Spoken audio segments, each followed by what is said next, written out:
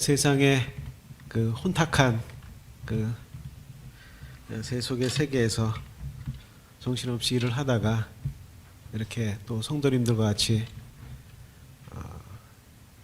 기도를 듣고 또 함께 말씀을 나누는 시간을 갖게 된데 감사를 드립니다.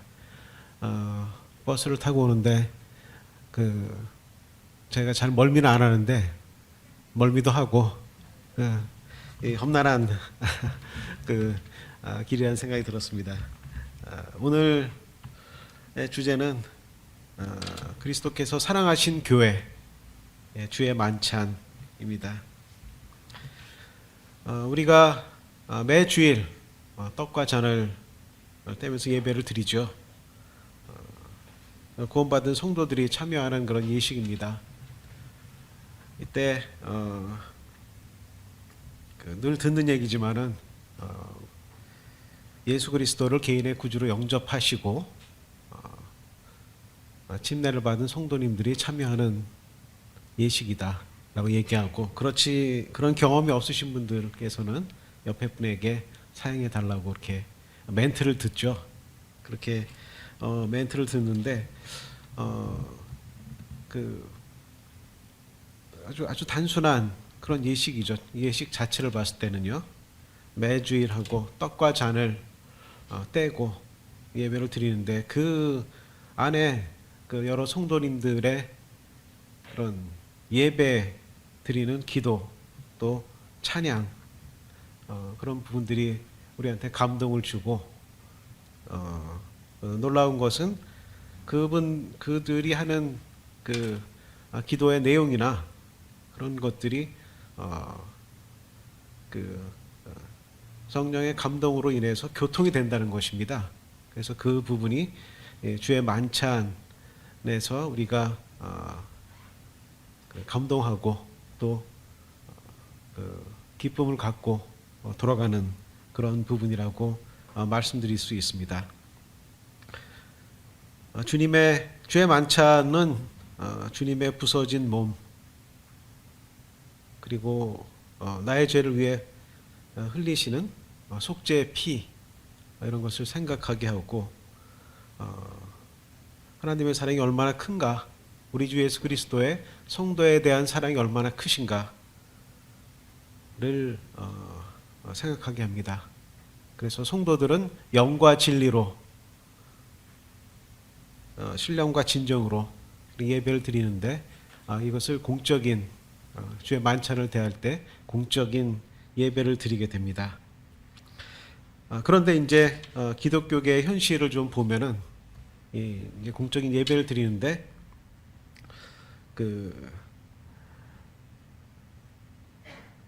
유튜브를 보니까 우리 교회처럼 우리 예배 실황을 올려놨잖아요. 그래서 기록이 돼 있는데 보면은 이렇게 예배 드리는 데는 없어요.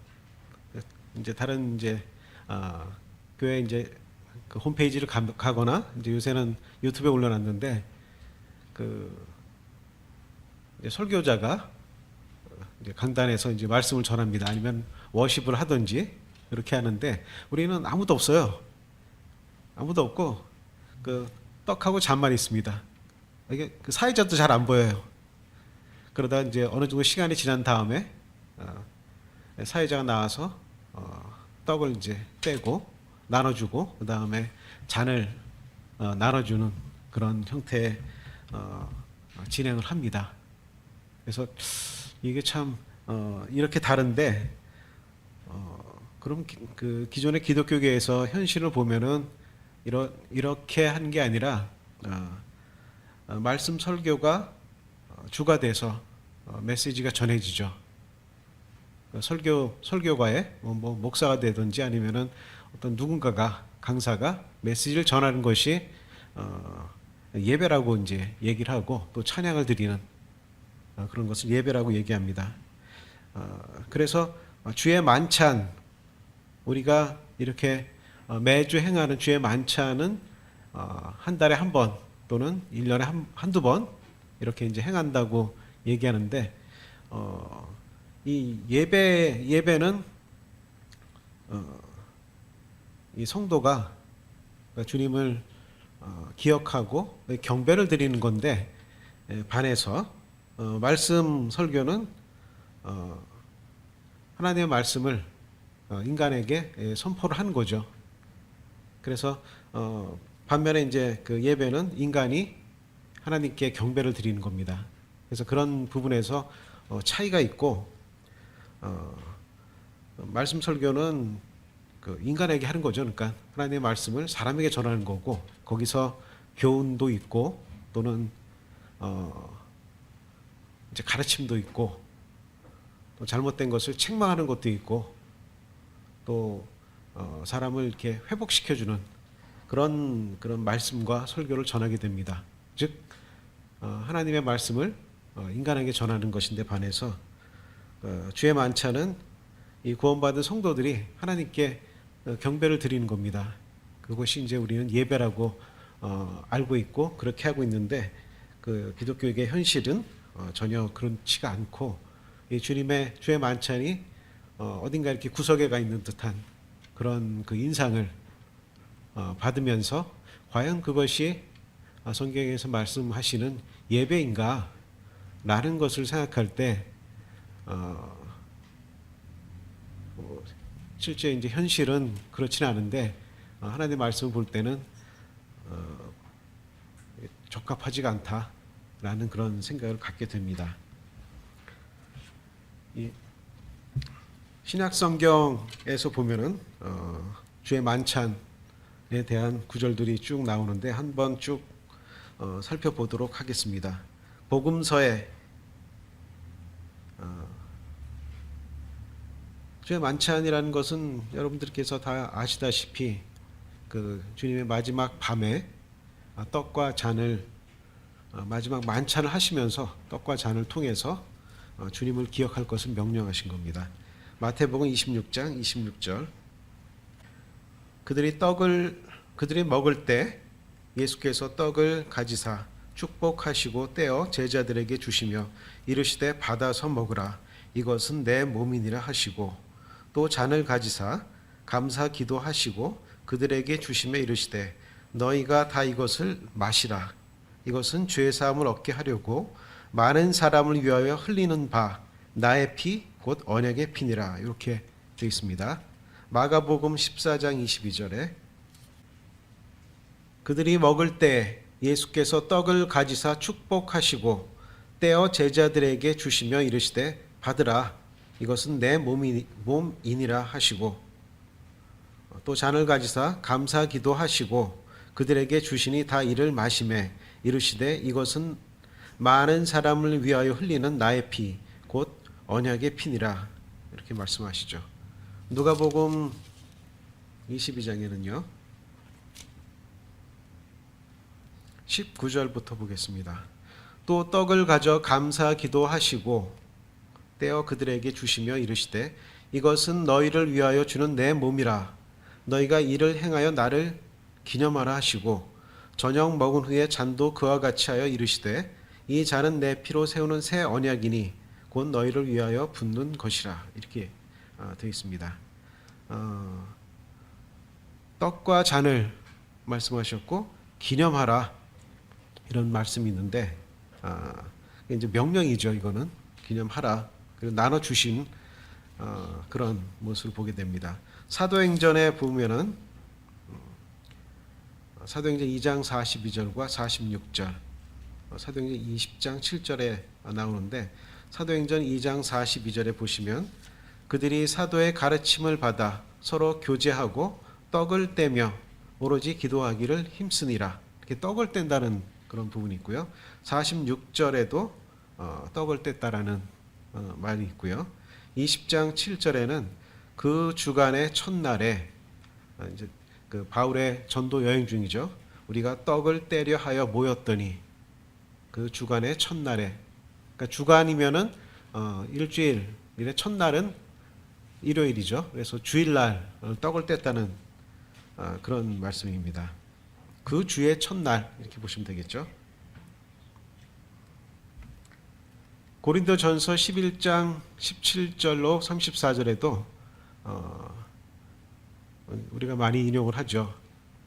거기 보면은 내가 너희에게 전한 것은 주께 받은 것이니 곧 주 예수께서 잡히시던 밤에 떡을 가지사, 이렇게 이제 시작이 됩니다. 사도 바울이 고린도 교회의 그 무질서한 그런 예배를 보고 이제 책망하시면서 이걸 다시 얘기하시는데, 이것을 내가 받은 것이 주께 받은 것이라고. 근데 이 고린도 교회 성도들이 하는 것을 사도 바울이 전해 준 건데 주께 받은 것이라고 이렇게 말씀을 하고 있습니다. 그래서 그 복음서에 있는 말씀대로 예수께서 잡히시던 밤에 떡을 가지시고 또 잔을 가지시고 하셨던 말씀을 반복합니다. 고린도전서 10장 16절로 17절을 한번 보시겠습니다.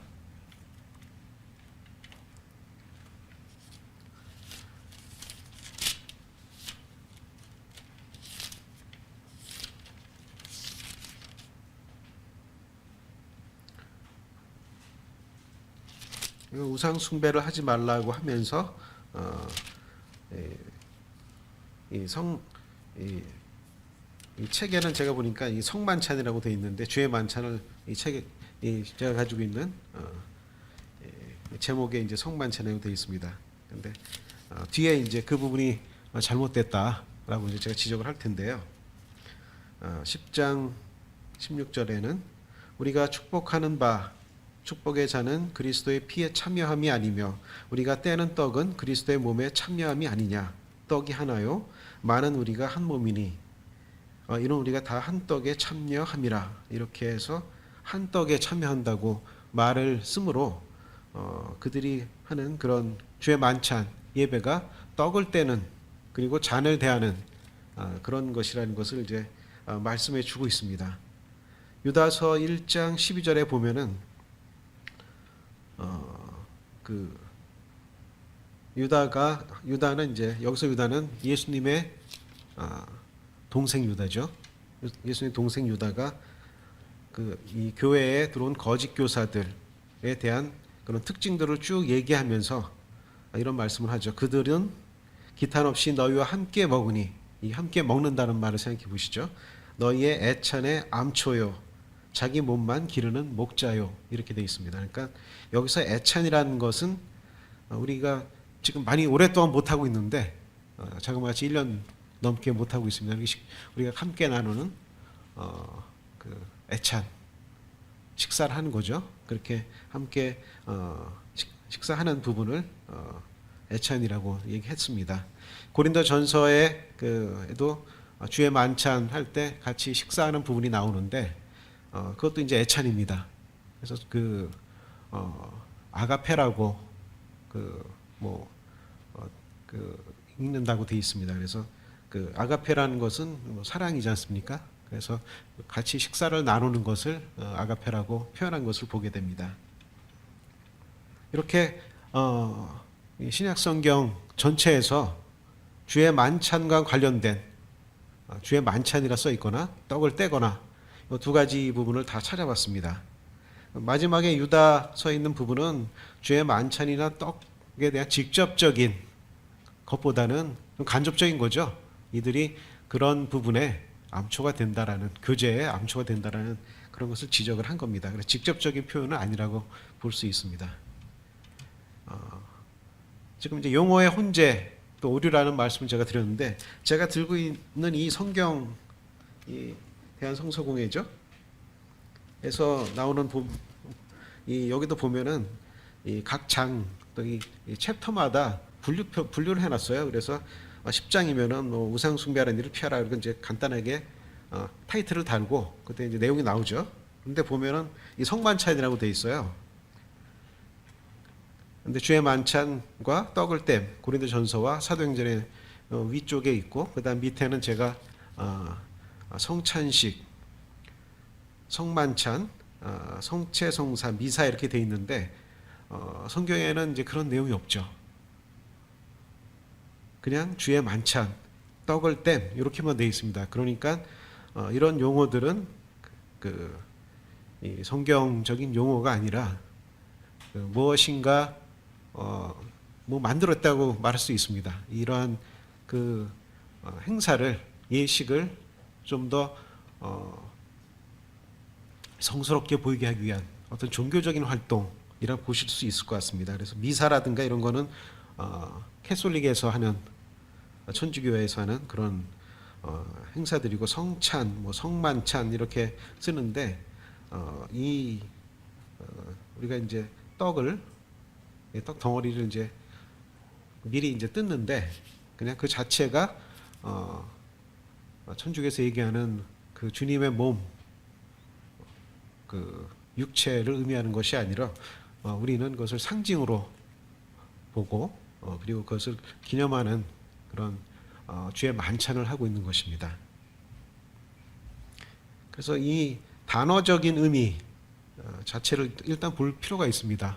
주의 만찬, 떡을 뗀 이렇게 되어 있는데 주의 만찬이라는 것은 뭐 영어로는 이제 주님의 로드 서퍼 해가지고 저녁이죠. 주님이 베풀어 주시는 식사. 그다음에 식사에 주님의 이름은 모이는 그 식사에 함께 참여하는 것. 그렇게 이제 볼 수 있겠죠. 누가복음 22장 19, 20절에 보면은 이게 단어적인 그런 의미입니다. 그런데 그 단어가 갖는 의미가 예식의 명칭으로 우리가 사용을 하는 거죠. 그리고 떡을 뗀다라는 것은 우리가 그 선교사를 파송하거나 아니면 이제 교회를 개척하면은 물어봐요. 언제부터 떡을 떼셨습니까? 그 얘기는 뭐냐면 만찬 예배를 드렸냐는 것을 의미하는 거죠. 근데 그 자체는 떡을 떼는 거죠. 이렇게 그 자체를 그 행동, 만찬 참여자 행동을 묘사하는 그런 그 단어적인 표현이죠. 떡을 떼고 잔을 마시고 떡과 잔을 언제부터 하십니까? 근데 그 자체를 지금 이 신약 성경에서는 예식으로 쓰는 겁니다. 근데 그냥 읽으면은 떡과 잔을 떼는 거죠. 그냥 그렇게 보이는데 이 단어적 의미를 넘어서 예식의 명칭으로 이것이 사용되는 것을 보게 됩니다. 실제 그 떡을 떼고 잔을 주의 만찬 같은 경우에는 고린도 교회에서도 식사를 하는 그 애찬과 같이 했다는 것을 그 내용상 보면은 알 수가 있습니다. 그래서 문제점들을 그 사도 바울이 지적을 하죠. 그 너희가 애찬을 할 때 어떤 사람들은 굉장히 무질서한 거죠. 그때 애찬과 이런 그 주님의 몸과 피를 기억하는 그런 예식을 할 때 굉장히 혼란스러웠던 것을 보게 됩니다. 그래서 그것을 이제 분리해서 우리가 지금 그렇게 하고 있죠. 그렇게 하고 있는데 그래서 어떤 그 혼란을 줄이고 집중할 수 있게 하는 그런 효과가 있는 것을 보게 됩니다. 예식으로서의 주의 만찬을 보시면은 신약교회 주신 두 가지 예식은 이런 두 가지 예식이라는 그 말을 많이 듣는데 기독교 전체를 통해서 그 장로교든지요. 그 보면은 기독교 신약교회는 두 가지 예식이 있다라고 다들 그 이야기를 합니다. 그래서 그 첫째는 침례고 두 번째는 주의 만찬이라고. 그래서 천주교에서 그 종교개혁 할 때도 나머지는 다 버리고 이 두 가지만 가지고 나왔다라고 그것이 왜냐하면 성경에 그렇게 얘기하기 때문이다라고 분별을 했습니다. 그렇게 침례와 주의 만찬이 나왔는데 유대인들의 그런 그 많은 예식과는 차별점이 있죠. 굉장히 많은 예식이 있는데 차별점이 있고요. 두 가지니까. 그리고 이방인들의 종교적인 예식과도 차별점이 있습니다. 그래서 침례와 주의 만찬이 어떤 이것 자체가 그 신비성을 갖거나 그런 게 아니고 이 갖는 상징적인 의미 또 그것을 기념하는 의미 그 자신의 신앙을 고백하는 의미의 성격이 있다고 말씀드릴 수 있습니다. 첫 번째는 그 신약교회 주신 두 가지 예식이라는 측면이 있고요. 또 한 가지는 이 예식을 다른 분이 아니라 예수님이 주께서 친히 이것을 제정을 하셨다는 거죠. 그래서 복음서에 제가 읽었던 대로 주님의 명령이에요, 이게. 그래서 이건 너무 분명하다라는 것을 알 수 있고요. 주님의 명령이 주의 만찬이라는 것이 식사를 하라고 주신 게 아니잖아요, 단순히 밥 먹는 것을. 그게 아니라 이것을 기념하라고 이제 주신 거죠. 그리고 서신서에서도 마찬가지로 내가 받은 것은 주께 받은 것이니라고 사도 바울이 이야기함으로써 이 주의 만찬을 소홀히 다루는 것이 문제가 있다라고 말씀을 하시고 그 고린도 교회의 혼란한 그런 모습을 책망을 하고 있습니다. 그래서 가난한 형제들이 늦게 왔나 봐요 보니까. 그래서 그 가난한 형제들은 늦게 오고 부유한 형제들이 먼저 와서 나의 만찬이라고 표현되어 있는데 나의 만찬을 먼저 가진 거죠. 그래서 뭐 취해 있는 모습도 있고 이것이 과연 교회의 모습이냐라는 이제 그런 질타를 이제 하고 있는데 과연 그러한 형태가 지금 현대에 벌어진다면 교회에 나올 사람이 누가 있을까? 그런 이제 제가 이제 상상을 좀 해봤는데 그 형편없는 그런 모습을 생각하게 됩니다.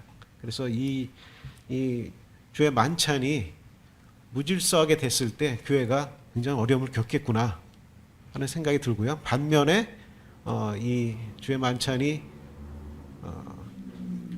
주님이 명령하신 대로 잘 진행될 때 성도들이 주님을 잘 기억하고 또 여기서 신앙에 회복되고 소성케 되겠다라는 그런 것을 생각하게 됩니다.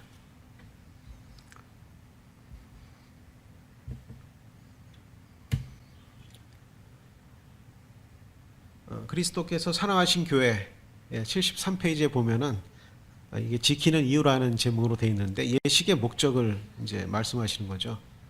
예식의 목적인데 세 가지를 말씀하셨습니다. 이것은 기념하는 예식이다.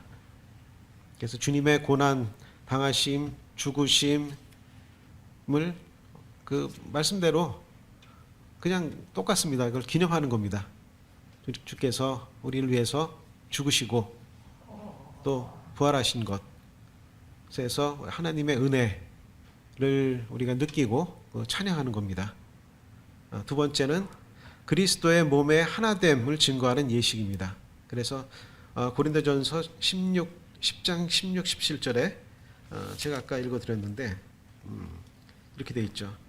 우리가 축복하는 바 축복의 잔은 그리스도의 피에 참여함이 아니며 우리가 떼는 떡은 그리스도의 몸에 참여함이 아니냐. 이게 그 강조한 거죠. 이렇게 표현한 것은 강조한 건데 우리가 이 떡덩이가 이제 뜯어지는데 한 몸이라는 것을 증거해주고 이 잔이 주님의 보혈의 능력. 우리 그 예배 시간에 보면은 그 잔을 대한 다음에 비슷한 찬양이 항상 자주 하지 않습니까? 그래서 보혈을 그 능력에 대해서 성도들이 다 같이 감동하고 함께 그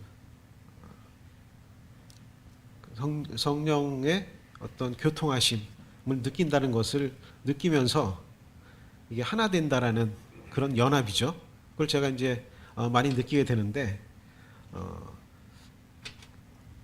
여기서 보면은 이제 우리가 축복하는 바에서 우리라는 단어를 썼습니다.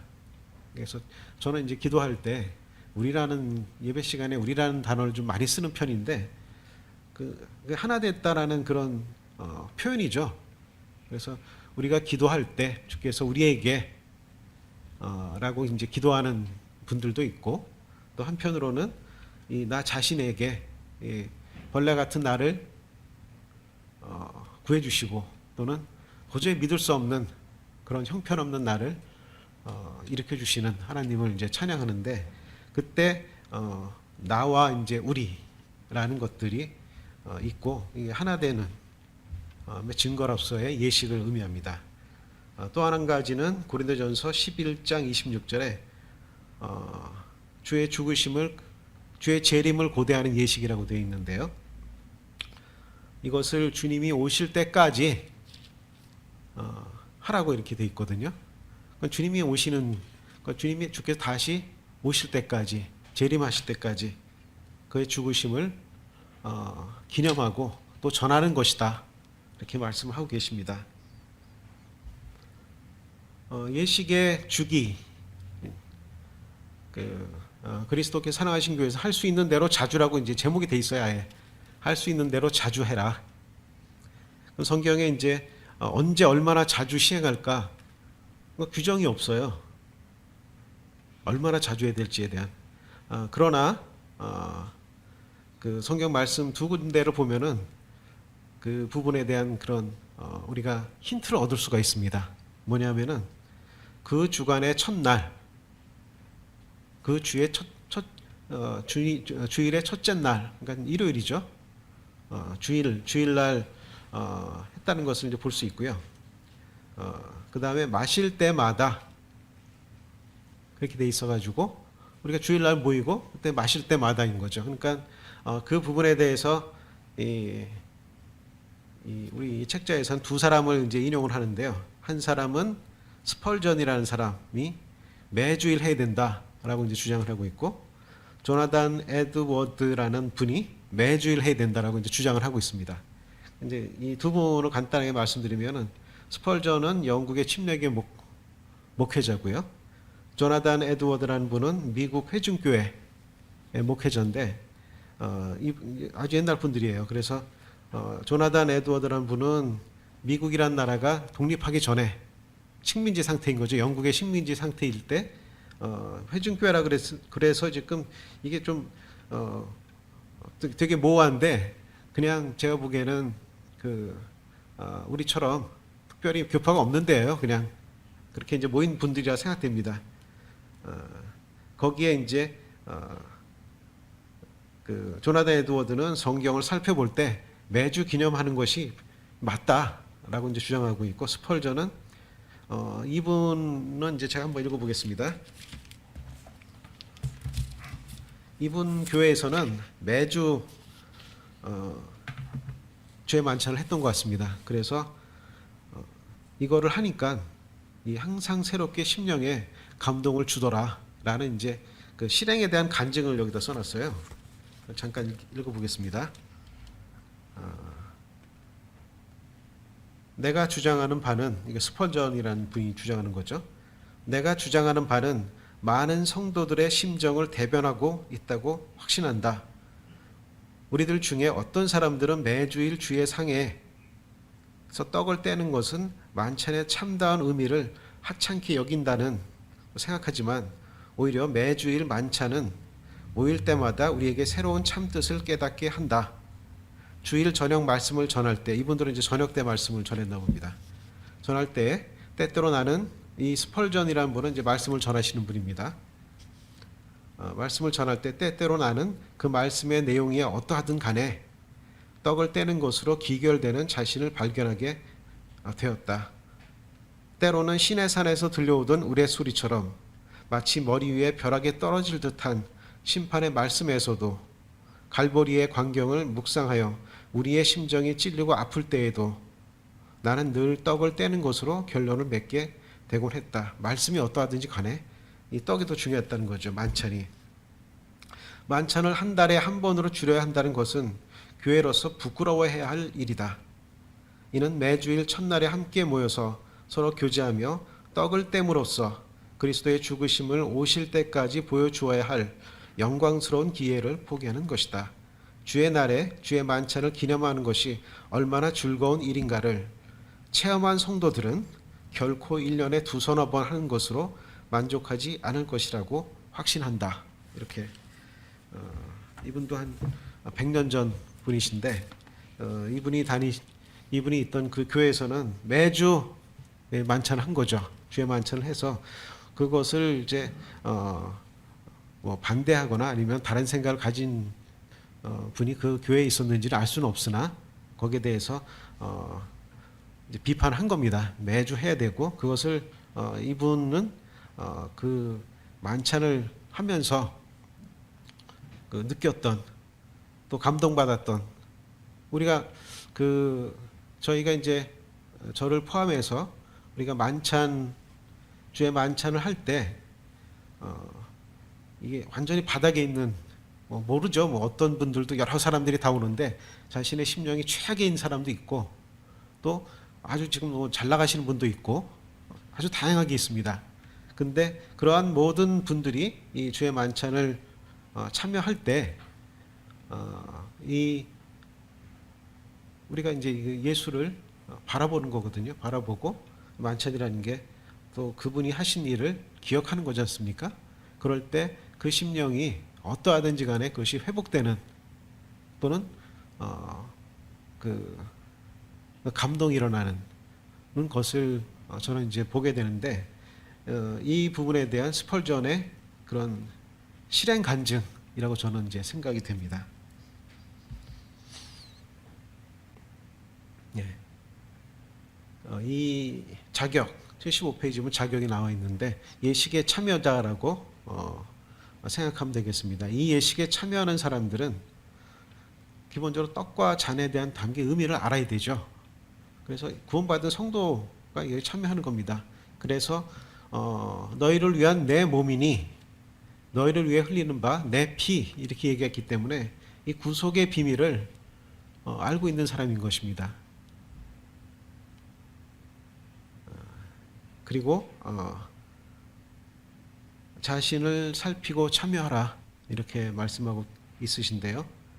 죄에 대한 내가 죄가 있는 상태에서 범죄한 상태에서 그 죄의 만찬에 참여한다는 것이 참 어려운 일입니다. 그래서 자신을 잘 살피고 참여하라고 얘기하고 있습니다. 죄에 대한 자백이라든가 합당한 태도. 지금 이 고린도 교회는 형제들 간의 어떤 이 한 몸인데 한 몸으로서의 전혀 그것이 이루어지고 있지 않죠. 가난한 형제를 위해서 부유한 형제가 자신이 쌓은 것을 좀 남겨뒀다가 같이 나눠 먹을 수도 있지 않습니까? 그러면 그런 문제가 생길 수가 없는 건데 그런 걸 고려하지 않고 이미 많이 먹어서 또는 많이 마셔서 술 취하는 상태까지 가는 그런 모습을 보여주고 있습니다. 그래서 그 주님의 징계에 대해 엄하게 말씀하고 계시죠. 그리고 감동 없는 참석자, 냉랭한 신앙과 믿음에서 벗어나 있는 냉랭한 신앙 그리고 믿음으로 참석할 때가 있습니다. 그러면 이 예배는 무의미한 그리고 형식적인 그런 예배가 되죠. 그래서 저도 이제 그런 경험을 느낄 때가 있는데 이 머릿속에 이 세상 일이 가득 차 있어가지고 이게 여기 와 있는지 어떤지 엉뚱한 생각을 하고 있는 거예요. 그리고 그 고민거리가 있다거나 그래서 그 업무가 지금 막 머릿속에 진행되고 있습니다. 예배 시간에 와가지고 그렇게 되면 안 되죠. 그래서 그런 것은 잘못된 것이고 로마서 12장 1, 2절에는 그러므로 형제들아 내가 하나님의 모든 자비하심으로 너희를 권하노니 너희 몸을 하나님이 기뻐하시는 거룩한 산 제물로 드리라고 말씀하고 있습니다. 그래서 우리 자신을 먼저 드릴 때 기쁘게 받으시는 이 제물과 되고 또 예배가 될 것입니다. 이 참여자의 자세에 대해서 좀 말씀드리면은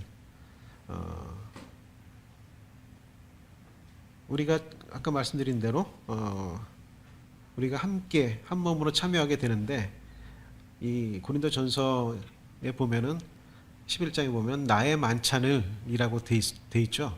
나의 만찬이라는 표현이 돼 있고 주의 만찬이라는 표현이 두 가지가 이렇게 대비되게 돼 있습니다. 그래서 이것은 나 그리고 개인 또 우리와 하나됨 그걸 좀 대비한다고 생각하는데 개인적인 이슈를 가지고 또는 가 있겠고 공동의 이슈가 있을 겁니다. 여기서는 주님의 몸과 피니까 그게 우리 공동의 이슈이죠. 근데 개인적인 이슈는 자기만 아는 무엇인가 있겠죠. 그리고 자기의 유익을 구하는 게 있겠고 공동의 유익을 구하는 게 있습니다. 그래서 우리가 예배를 드릴 때 모두를 대신해서 공적인 예배를 드릴 수가 있습니다. 그리고 나의 이야기가 주가 되는 예배가 될 수도 있고 어떤 때는 주님의 이야기가 주가 되는 예배가 될 수 있는데 이 하나됨을 생각할 때 의 모습과 또 나 자신의 그 이슈가 중요시될 때 그런 모습이 있는데, 두 가지를 제가 어떤 걸 선택해야 된다라고 말씀드리는 건 아닙니다.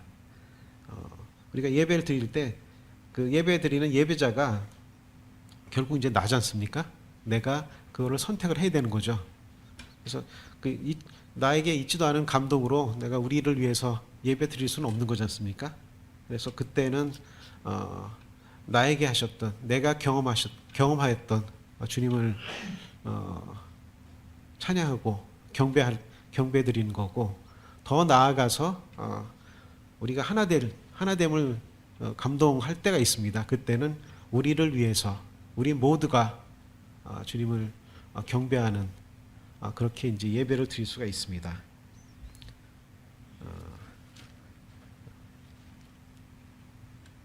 주의 만찬에 대해서 말씀을 맺은 말을 드리고자 하는데요.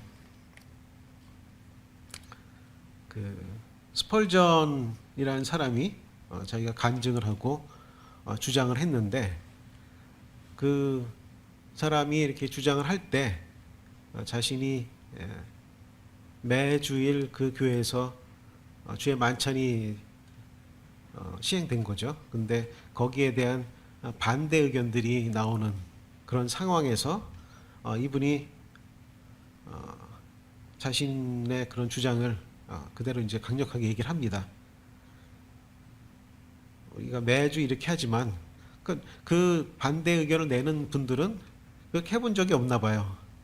그러니까 이 실제 이 주의 만찬을 매번 시행하는 이분의 입장에서는 우리가 매주 하지만 매주 형제들이 기도와 이제 찬양으로 하는데 그것이 감동이 없거나 그렇지가 않다. 이걸 만약에 이것을 뺀다면 우리의 예배가 무엇이 되겠는가라고 이야기하면서 양보할 수 없는 것이라고 이제 주장을 합니다. 그래서 그런 부분들이 저에게도 동일하게 감동이 되고 우리의 신앙의 믿음으로서 주장할 수 있는 것이라 생각이 됩니다. 주님이 오시면은 우리가 지상에서 이렇게 예배를 드립니다. 근데 사도 바울이 주님이 오실 때까지 이것을 하라 그랬거든요. 2000년이 지금 흘렀습니다. 주님이 이제 재림을 저는 항상 우리는 이 교회는 지상에 있는 교회는 항상 주님이 언제 오실지 모르지만은 자기 때 올 것이라 생각하고 예배를 드렸겠죠. 지금도 우리도 마찬가지입니다. 제가 이제 학생 때 저희 부모님이 아버님 이제 곧 온다. 주님이 곧 오시는데 네, 언제인지 모르겠다. 그렇게 이제 저한테 얘기했던 그 기억이 나는데 저희 아버님 이제 돌아가시고 소천하시고 많은 시간이 흘렀습니다. 근데 주님이 재림하시겠죠. 재림하면은 우리가 드리는 이 지상의 예배는 어떻게 될까요? 천상의 예배가 되겠죠. 계시록에서는 그것을 분명하게 얘기하고 있습니다. 그 내용은 무엇일까요?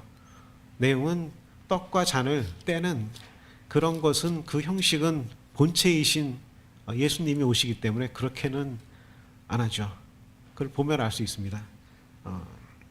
그러니까 천상의 예배를 드리는데 내용은 같습니다. 뭐냐면 우리를 이 구속하시고 하나님께 드린 그 어린 양을 예배하는 그런 장면이 나옵니다. 그 내용은 같은 것입니다. 우리가 성령의 감동으로 드리는 예배, 주님의 죽으심과 또 주의 몸이 찢겨지시고 또 피가 흘리시고 또 부활하시는 그런 부분들을 우리가 매주 묵상하고 또 형제 자매님들이 준비하시는 분도 계시고 또 즉흥적으로 하시는 분도 계신데요. 우리의 심령 가운데 새 언약을 새겨 주셨습니다.